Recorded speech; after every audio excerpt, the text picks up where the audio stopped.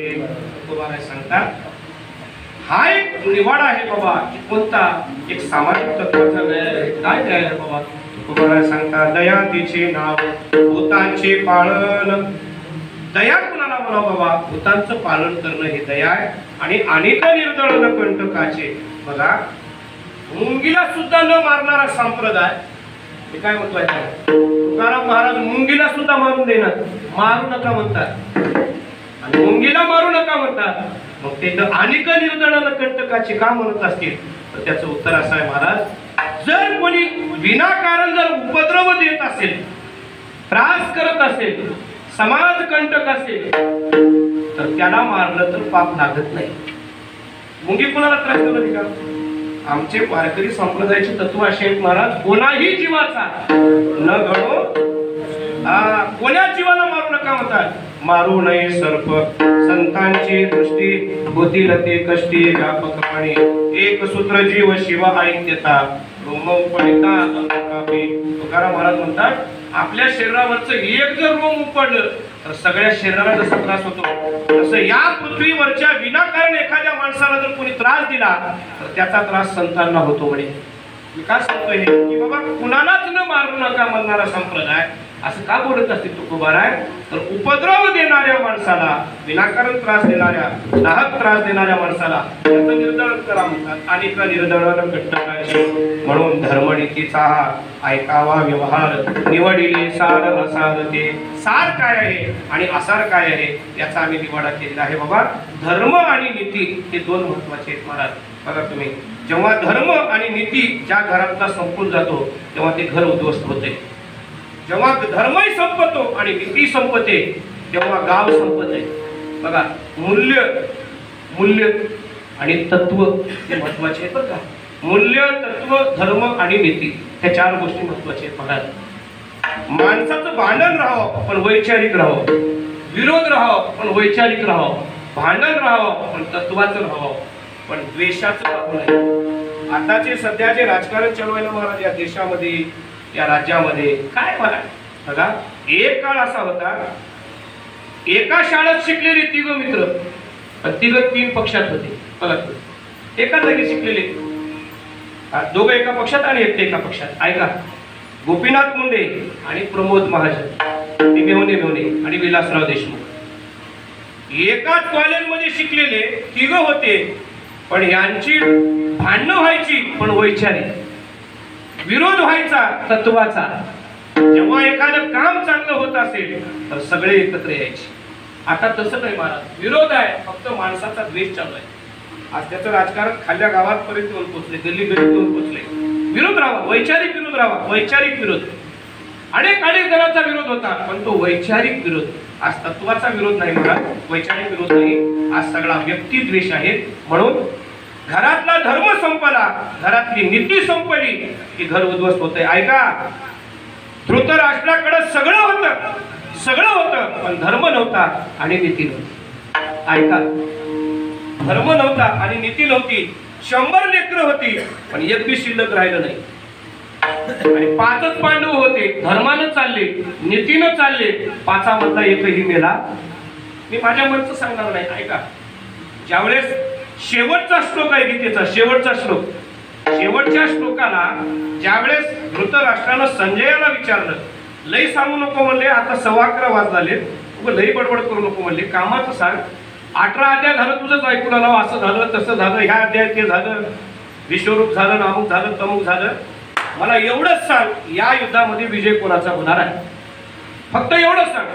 त्यावेळेस शेवटी अर्जुन खरं बोलतोय, संजय खरं सांगून टाकला, याला मला नोकरीवर का ठेवणार, याला मला काढून का टाकणार. कारण त्याला घोड्याची चाकरी करायला होता महाराज, करायचा माणूस. आणि संजय बोलायला लागला, यत्र योगेश्वर कृष्णो यत्र पार्थो धनुर्धरः तत्र श्रीर्विजयो भूतिर् ध्रुवा नीतिर्मतिर्मम. ज्यांची मती चांगली आहे आणि ज्यांची नीती ध्रुव ताऱ्यासारखी आढळ आहे त्यांचाच विजय होणार आहे, बाकी कोणाचा विजय होणार नाही. याचा अर्थ काय, सत्यमेव जयते. ऐका महाराज, ज्याची नीती चांगली आहे, ज्याची मती चांगली आहे, कोणाचं वाईट करायचे विचार नाही, आणि ज्याची नीती चांगली आहे, रस्त्याला जाता जाता काही माणसं रस्त्याला जाता जाता ग्रामपंचायतची नळ फोडून टाकतात आणि म्हणतात गावामध्ये काय हो ग्रामपंचायत काम करणारी तुला नळ फोडायचं होते का? महाराज, गावातलं एक सुद्धा वस्तू विनाकारण आपण वाया घालवायची नाही. एखादं पाणी चालू असेल, स्वामी विवेकानंदांचं वाक्य आहे, गावात जर विनाकारण पाणी वाया चाललं असेल, गाडगे बाबा म्हणायचे, तुकडोजी महाराज म्हणायचे, ते पाणी बंद करणं हे गावातल्या प्रत्येक नागरिकाचा अधिकार आहे, कर्तव्य आहे. आपलं कुठं चाललंय पाणी, ग्रामपंचायत नळ आहे, लाईटा चालू आहे, ग्रामपंचायतचे दिवसभर बल्ब चालू आहे, आपल्याला कुठं बिल येणार आहे असं म्हणणं म्हणजे कर्तव्य शून्य माणूस झाला. लक्षात घ्या, हे सुद्धा धर्मच आहे, हे सुद्धा नीतीच आहे. म्हणून कौरव धर्मानं वागले नाही, अधर्मानं वागले, नीतीनं वागले नाही, अन्यायानं वागले. म्हणून नीती संपली आणि धर्म संपला, कौरवाचं खानदान संपून गेलं. काय म्हणतोय म्हणून सांगतात, धर्म नीतीचा हा ऐकावा व्यवहार, निवडिले सार आसार ते. बाबा सार आणि आसार त्याचा आम्ही निवाडा केलो आहे. पुढे सांगतात की बाबा पाप त्याचे नाव न विचारिता नीत, भलतेची उन्मत्त करी सदा. पाप कशाला म्हणाव बाबा, पाप त्याला म्हणाव. कशाला पाप म्हणाव? जो करायला लागला त्याच्यामध्ये जर नीती नसेल तर ते पाप आहे. ऐका बरं, पाप आहे. समजा आपल्याला शासन महिन्याला 60,000 पगार दिले, 60,000. आता चपराशी आहे शाळेत झाडू मारणारा, त्याला सुद्धा 50,000 पगार.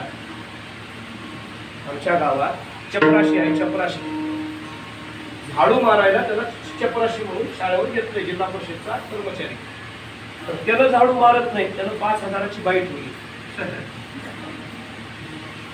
कळालं की मी काय म्हणतो ते? आरक्षणाचा तोटा इथं सुद्धा आहे बरं का. हे ज्याची अक्कल नाही त्याला नोकरीला लागले. विष्णुपुरीमध्ये माणसं का मिली माहित आहे का? विष्णुपुरीत मागं माणसं का मिली? ज्याला अक्कल नाही त्याच्या हातात टेटस्कोप दिलाय, टेटस्कोप मध्ये ते तपासायचं, डॉक्टरच्या हातात असतं ते. ज्याला माहितच नाही, ज्याला कॉपी मारून पास झालाय आणि आरक्षणावर नोकरीला लागलाय, त्याचा उद्योग हा चालू आहे. 50,000 पगार शासन देतंय महिन्याला झाडू मारायसाठी चपराशी म्हणून, तर त्यानं बाई ठेवली 5,000 रुपये देऊन. त्याचा अर्थ काय? इथं येऊन आता खरं सांगू का, तुम्ही रात्रभर जरी भजन केला तर शून्य आहे. आणि तुम्ही जर एका शाळेत शिक्षक म्हणून असाल तर तुम्ही शाळेत इमानदारीनं शिकवणं हा तुमचा धर्म आहे. तुम्ही रात्रभर भजन करायची गरज नाही. मी काय म्हणतो कळतंय का? तुमच्या वाट्याला आलेलं जे कर्म आहे ना, तुम्ही जर ते प्रामाणिकपणानं केलं तर पंढरपूरला सुद्धा जायची गरज नाही.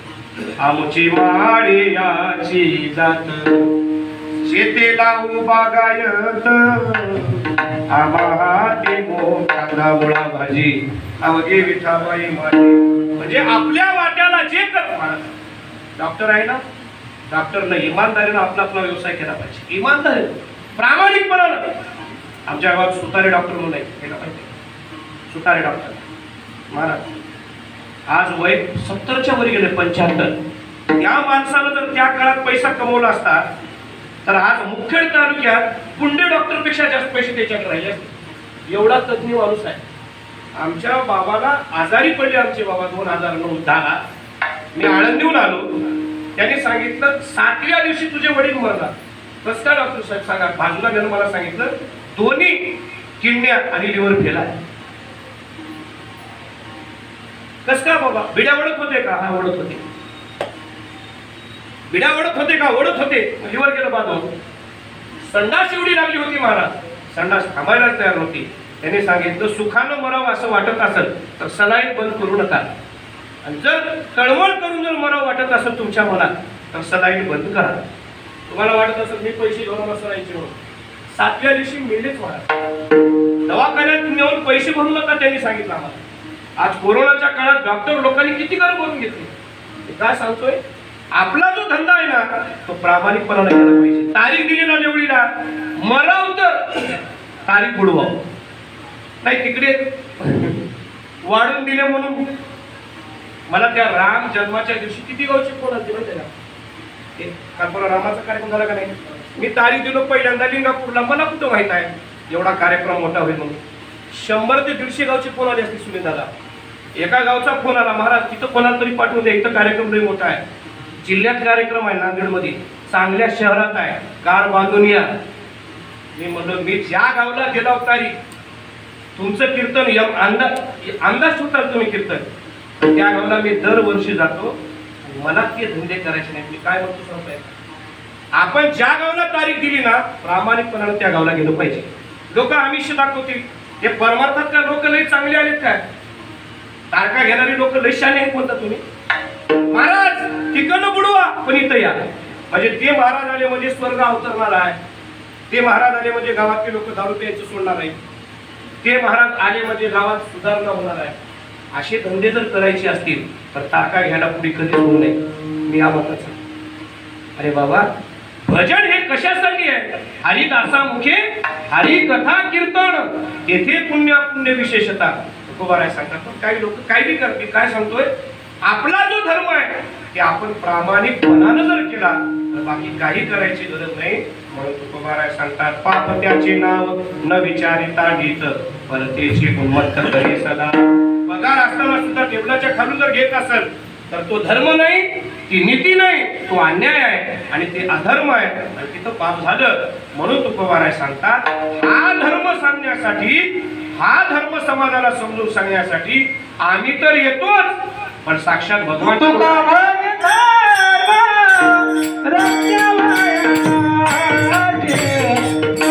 भूतांचं पालन करणं, भूतांचं पोषण करणं ही खरी दया. तिचे नाव भूतांचे पालन अनेक निर्गमन कंटकाचे. बाबा जे कंटक आहेत, जे समाज कंटक आहेत, जे समाज विघातक कृत्य करतात, अशा माणसाला दंड दिला पाहिजे, त्यांना मारलं पाहिजे. अनेक निर्गमन कंटकाचे सांगतात. समाजामध्ये ते तत्व पाहिजे बाबा.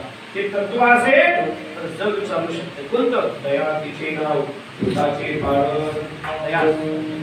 दया कशासाठी? भूतदया जाईल पशुचे पालन तानेल्या जीवन बनावाजे. आणि दया जो आहे ना महाराज, हा दैवी संपत्तीचा एक सद्गुण आहे. अहिंसा सत्यम क्रोधस त्याग शांतीर पैशुनम दया भूतेश्वर रुत्वम मार्गवम हीर चापलम. दया म्हणजे दया ते ऐसी पूर्ण चंद्रिका जैसी निववितान मनसी साने धोत. असं सांगितलं. दया कशाला म्हणा बाबा? चंद्र आहे. चंद्र जेव्हा उदयाला येते चंद्र त्यावेळेस तो सगळ्याला शीतलता देते. सगळ्याला लहानपणा मोठेपणा श्रीमंत गरीब हा भेदभाव करत नाही. दया हा सद्गुण आहे महाराज. हे सांगतात, व्यवहार जगत असताना सामाजिक जीवनामध्ये प्रत्येकाच्या अंतःकरणात दया असली पाहिजे. दया कशी? दया तिचे नाव भूताचे पालन. आणि दया जर असेल महाराज काय होते? दया क्षमा शांती येथे देवाची वस्ती. ज्याच्याकडे दया असते ना तिथं देवाचं स्थान असते, तिथं देव राहतो. वस्ती म्हणजे राहणे, तिथं भगवान परमात्मा राहतो. गाण्यामध्ये तुकाराम महाराजांनी एक पुरावा दिलाय. काय पुरावा दिलाय? तुकाराम म्हणतात की या जगामध्ये एक राजा होऊन गेला. तो राजा दयावान होता. किती दयावान होता? तुकाराम सांगतात, आशिवी राजा चक्रवर्ती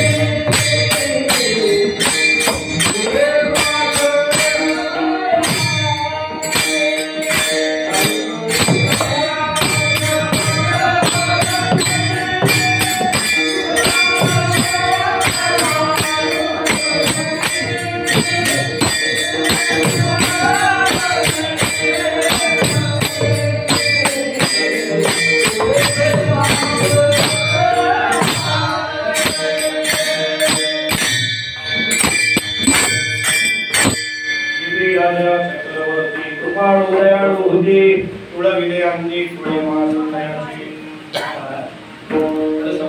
एकूण 2 तास करावं पण गाथा ज्ञानेश्वरीशिवाय काय श्रावण एवढं ज्ञानेश्वरीत गाथ्यात भांडवल असताना उपार्जन विनोद पायाची गटा करायचं काहीतरी माईवर काहीतरी बापावर बोलायचं लोकांची कीर्तन करायचं कीर्तन नाही होणार अलीकडं लोकांना असे प्रमाण म्हणायला लागलं असे काही दाखले सांगायला लागले की लोकांना किळसवान व्हायला लागले काय किळसवान व्हायला लागले आमच्या कीर्तनकारांनी कीर्तनाची व्याख्या घेऊन हा याच्यावर एक ना एक दिवस विचार होणारच आहे कळस व्हायला नाही कळस व्हायला सगळ्या गोष्टीचा कळस व्हायला नाही कारण काय झालं महाराज पांचटपणा जास्त झाला आणि ज्यांचा अधिकार नाही अशी लोक संप्रदाय घुसले आणि त्यांनी काही बंगाला सुरू केला त्याच्यामुळे फार गात्यात काही कमी नाही हो असा शब्द नाही असा प्रश्न नाही की त्याचं गात्यात उत्तर आहे समाजातला असा कोणताही प्रश्न नाही की त्याचं उत्तर तुकाराम महाराजांनी दिलं नाही गुरुवारी चैतन्य महाराज सांगतात की बाबा ज्यावेळेस समाजातला कोणताही प्रश्न पडला तुम्ही कुणालाच विचारू नका फक्त ज्ञानेश्वरीला गाथ्याला विचारा त्याचं उत्तर तयार आहे उत्तर तयार आहे कोणताही प्रश्न पडला कोणताही समाजातला कोणताही तर त्याचं उत्तर तयार आहे त्याचं उत्तर तयार आहे उत्तर सांग तुम्हाला एखादं आता हे पुढारी का बदलून आले पक्ष का बदलून आले ज्या एका पक्षात 70 वर्ष राहतात एका दिवसात का बदलतात त्याचं कारण तुकाराम महाराज सांगतात ज्याची निष्ठा नाही ना ज्याची निष्ठा नाही जो एकनिष्ठ नाही तो दळबद्दू असतो तुकाराम महाराज त्याच्यासाठी हजारो प्रमाण आहे हजारो प्रमाण तुमच्या जीवनातला कोणताही प्रश्न राहू द्या तुमच्या जीवनातला कुठलाही प्रश्न राहू द्या त्याचं उत्तर गाठण्यात तयार आहे आपण ते शोधत नाही की सगळ्यात मोठी शोकांती काय शिवी राजा चक्रवर्ती कृपाळू दयाळू होती तुळविले आमची तुळे मास दयाची तुम्हाला सांगतात शिवी राजा होता पुण्याचा प्रणय एवढा झाला होता पुण्य एवढं झालं होतं की इंद्राला काळजी पडली काय करावं त्याचं पुण्य कसं संपवावं त्याचं हरण कसं करावं याचं सत्वहरण कसं करावं महाराज इंद्र आणि चंद्र या दोघांनी परीक्षा घ्यायचं ठरवलं चंद्र झाला कबूतर आणि इंद्र झाला पारधी दोघं रूप घेतले आणि आले दरबारात कुणाच्या शिवीराजाच्या कबूतर उडत आलं आणि शिवीराजाच्या मांडीवर बसलं घाबरलेलं कबूतर होतं शिवीराजाला म्हटलं अरे काय म्हणून हात फिरवलं एवढ्यात पारधी धावत आला महाराज ही शिकार माझी आहे मला द्या शिवीराजाला सांगितलं बाबा कशाची शिकार ती माझ्या दरबारात आले माझ्या दरबारात मी कोणाला मारून देत नाही त्या पारध्यानं सांगितलं की माझी शिकार आहे उडत तिथं आलंय त्याला मी मारणार त्याला घरला घेऊन जाणार शिवीराजानं सांगितलं मी मारू देणार नाही याच्या पद्धत तुला काही देतो काही नको मला कबूतरच पाहिजे कशासाठी माझ्यासाठी मांस पाहिजे ना दुसरं मांस देतो कशाचं दुसरं कुठलंही जमणार नाही शिवीराजानं सांगितलं माझं मांस देतो चालतंय लगेच एक पारडं बोलवलं महाराज त्या पारड्यामध्ये एका बाजूला कबूतर आणि एका बाजूला शिवीराजा आपल्या माडीचं मांस कापून त्या पारड्यात टाकायला लागला पारड्यात कबुतराला बसवलं एका पारड्यात मांस टाकायला लागला कबुतराचं काही वजन भरच ना पारडं काही वर जाईच ना महाराज का जाईना असं व्हायला लागलं महाराज इंद्रानं त्या चंद्राला खुलवलं होतं सांगितलं होतं कबुतरा तुझं वजन वाढव वजन एवढं वाढवलं महाराज एका मांडीचं मांस काढलं दुसऱ्या मांडीचं मांस काढलं अख्ख्या शरीराचं मांस काढायला लागला शिवीराजा तरी वजन भरत होतं शेवटी शिवीराजा इंद्राला शरण आला त्या पारण्याला हे सगळं पंचतत्वाचा देह मी तुला समर्पित करतो बाबा पण या कबुतराला मारून त्याला काय म्हणतात महाराज याला दया म्हणतात याला दया ज्ञानोबा सांगतात अशी जर कोणी दया करणारा असेल तर त्याच्याजवळ साक्षात भगवान परमात्मा राहतो म्हणून गाथ्यामध्ये तुकोबारांनी दुसरं कुणाचं नाव घेतलं नाही दयेसाठी पण शिवीराजाचं नाव घेतलं दयाचे नाव भूतांचे पालक भूतांचे म्हणजे काय महाराज सगळेच या पृथ्वी तलावर जेवढेही जीव आहे हे सगळे भूत आहे या भूतावर आपण काय केलं पाहिजे बाबा दया केली पाहिजे मग तुम्हाला सांगतात दयाचे नाव भूतांचे पालक आणि निर्दळन कंटकाचे आता कंटकाचं निर्दळन करा मोठा आहे कंटक कुणाला महाराज जो समाज विघातक कृत्य करतो समाजात राहून समाजाच्या विरोधात लागतो समाजाला बदनाम करतो आणि जे अशोभनीय कृत्य करतो निंदनीय कृत्य करतो अशा माणसाला मार्ग पाप लागत नाही त्याचा नायनाट केला पाहिजे बघा तुम्ही हातवय ताणात दायना एका सांगते अधिकारी माणसाला मारलं तर पाप लागत नाही. मला एक आमच्या गावचा मित्री मधला पोरगा मला 20-25 लोक आमच्या गावची मित्रीमध्ये मला महाराज आम्ही एवढं मारतो गोळ्या घालतो दुसऱ्यांना, आम्हाला पाप लागत असेल की नाही? मला लागत नाही. का लागत नाही? कारण अतिरेक्याला मारल्यामुळे पाप लागत नाही, समाज कंटकाला मारलं तर पाप लागत नाही. आमच्या गीतेनं हात मध्ये करून सांगितलंय, आमच्या तुकोबारायांनी सुद्धा हीच गोष्ट सांगितलेली आहे. आता मला ऐका, एक छोटी गोष्ट सांगतो आणि ज्यावेळेस वालीला झाडाच्या आडवं लपून रामानं जेव्हा बाण सोडला महाराज, त्यावेळेस वाली खाली पडलेला होता. खाली पडलेला वाली रामाला म्हणायला लागला, रामा तू तर बाबा देव आहे, देव आहे, तुला सगळे सारखे, भांडण माझं माझ्या भावाचं आहे, आमच्या दोघांमध्ये तू का पडलास? बरं तू मलाच का मारलास? काय गुन्हा आहे माझा? काय दोष आहे? त्यावेळेस वालीला देवानं सांगितलं की तुला का मारलो सांगू का? 3 गोष्टी आहेत सांगितले. का मारलो? अनुज बहू, भगिनी, सुत नारी. काय झालं बाबा? लहान भावाच्या बायकोवर जो वाईट नजर ठेवतो 1 नंबर, 2 नंबर भगिनी, आपल्या बहिणीवर वाईट नजर ठेवतो भगिनी, सुत नारी, आपल्या सुनावर जो अत्याचार करतो, या तिघाला मारलं तर पाप लागत नाही. आणि याच्यातलं तू 1 नंबरचं पाप केलास, अनुज बहू. बघा काय सांगतोय आमचा धर्म. या गोष्टी कोणी सांगते का? आज अश्लीलता एवढी वाढत चालली, आज व्यभिचारता एवढी वाढत चालली. टीव्ही नावाचा डबडं आलं घरामध्ये, त्या टीव्ही मध्ये अनैतिक संबंधाच्या गोष्टी शिकवल्या जातात, आपल्याला दाखवल्या जातात. आज व्यभिचार वाढत चाललाय. कशामुळे चाललाय? नातं कोणी सांगत नाही टीव्ही मध्ये. आज आपल्याकडं आपल्या धर्मामध्ये दुरून जरी मावस बहीण लागत असली तर तिच्यासोबत लग्न करतात का? दुरून जरी मावस बहीण लागत असली, सगळीकडे सोडून द्या, दुरून तिच्या सोबत सुद्धा लग्न करू नये, आपलं हे धर्म सांगते. लक्षात घ्या मी काय सांगतोय.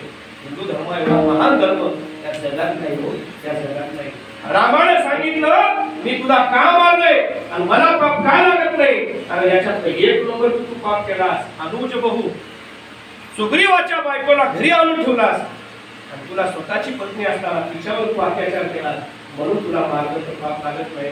म्हणून तुम्हाला सांगता दया तिचे नाव भूताचे माळण आणि निर्दळण दंडकाचे धर्माने तिचा ऐका वागवान निवडे सार असा ते